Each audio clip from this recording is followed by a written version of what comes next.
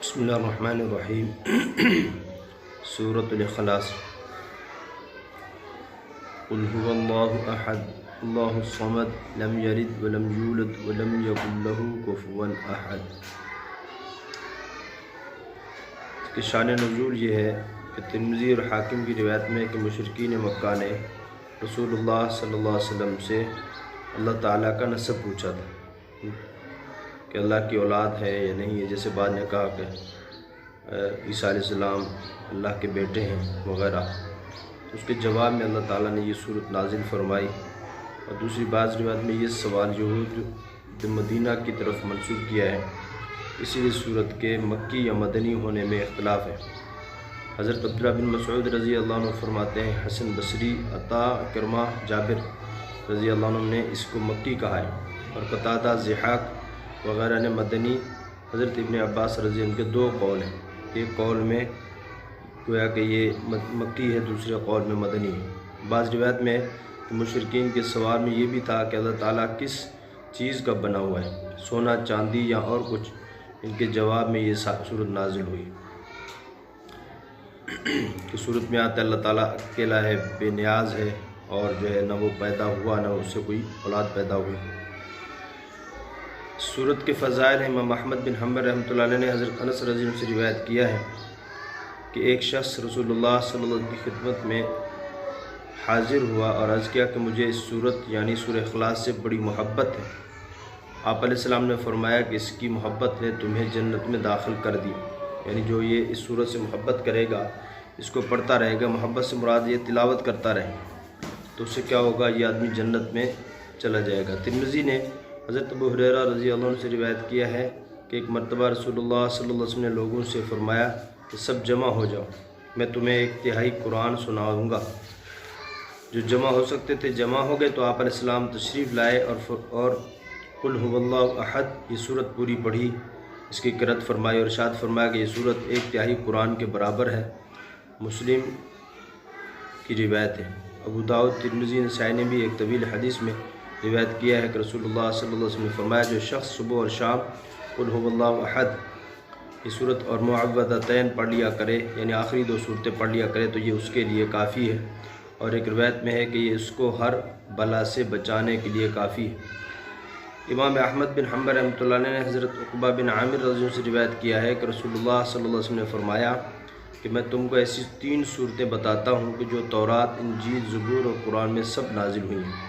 سب میں نازل ہوئی ہیں۔ اور فرمایا کہ رات کو اس وقت تک نہ سو جب تک ان تینوں کو، یعنی معوذتین،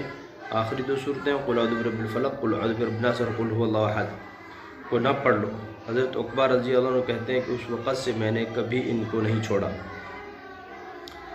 اب قل هو اللہ احد یہ قل معنی اشارہ ہے اللہ کے رسول صلی اللہ علیہ وسلم کی نبوت اور رسالت کے لیے کہ ان کو اللہ تعالیٰ کی طرف سے لوگوں کی ہدایت کا حکم ہو رہا ہے۔ جی ترجمہ فرمایا قل آپ کہہ دیجئے هو اللہ شان یہ ہے کہ اللہ احد ہے، اکیلا ہے، ایک ہے۔ اور اس کا سبب نزول یہ ہے کہ ایک مرتبہ مشرکین نے آپ سے کہا کہ اپنے رب کی صفات اور نسب بیان کیجیے، تو آپ نے فرمایا اللہ پاک نے آپ ان سے کہہ دیں کہ اللہ یعنی اپنے کمال اور صفات، کمال ذات اور صفات میں ایک ہے۔ کمال ذات یہ ہے کہ واجب الوجود یعنی ہمیشہ سے ہے اور ہمیشہ رہے گا، اور کمال صفات یہ ہے کہ علم، قدرت وغیرہ اس کے قدیم اور محیط ہے۔ جی اور فرمایا اللہ الصمد اللہ بے نیاز ہے، یعنی وہ کسی کا محتاج نہیں ہے، اور اس کے سبب سب محتاج ہے، باقی سب اس کے محتاج ہے۔ اللہ الصمد اللہ بے نیاز ہے۔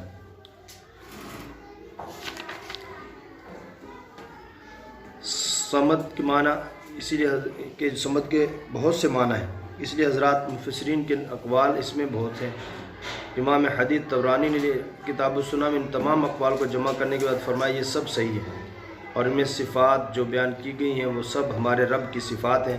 لیکن اصل معنی صمد کے یہ ہیں کہ جس کی طرف لوگ اپنی حاجات اور ضروریات میں رجوع کریں، اور جو بڑائی اور سرداری میں ایسا ہو کہ اس سے کوئی اور بڑا نہ ہو۔ تو خلاصہ یہ ہو کہ ساری مخلوق اس کی محتاج اور وہ کسی کا محتاج نہ ہو۔ جی لم یلد نہ کسی کو اس نے جنا، لم یلد اللہ نے کسی کو نہیں جنا، ولم یولد اور نہ کسی سے وہ جنا،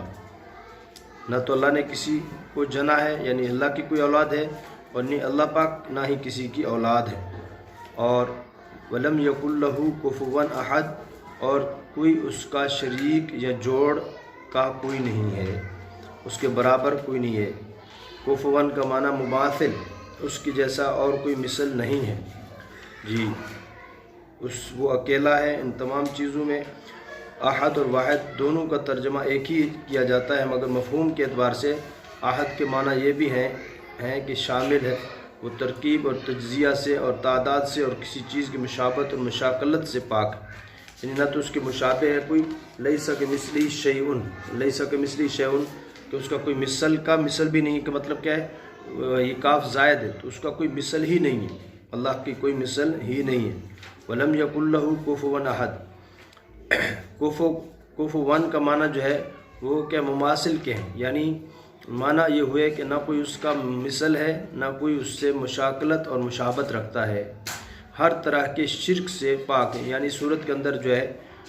مکمل توحید اور ہر طرح کی شرک کی نفی ہے۔ اللہ کے ساتھ کسی کو شریک سمجھنے والے منکرین توحید کی دنیا میں مختلف اقسام ہوئی ہے۔ سورہ اخلاص نے ہر طرح کے مشرکانہ خیالات کی نفی کر کے مکمل توحید کا سبق دیا ہے، کیونکہ منکرین توحید میں ایک گروہ تو خود اللہ کے وجود ہی کا منکر ہے، بعض وجود کے تو قائل ہیں مگر وجوب وجود کے منکر ہیں کہ ہر وقت آپ موجود ہیں، بعض دونوں کے قائل ہیں مگر کمال صفات کے منکر ہیں، بعض یہ سب کچھ مانتے ہیں مگر پھر عبادت میں غیر اللہ کو شریک ٹھہراتے ہیں۔ ان سب کے خیالات باطلہ کا رد کیسے کہ اللہ نے کہا احد ہے، واحد نہیں ہے، احد واحد ایک کا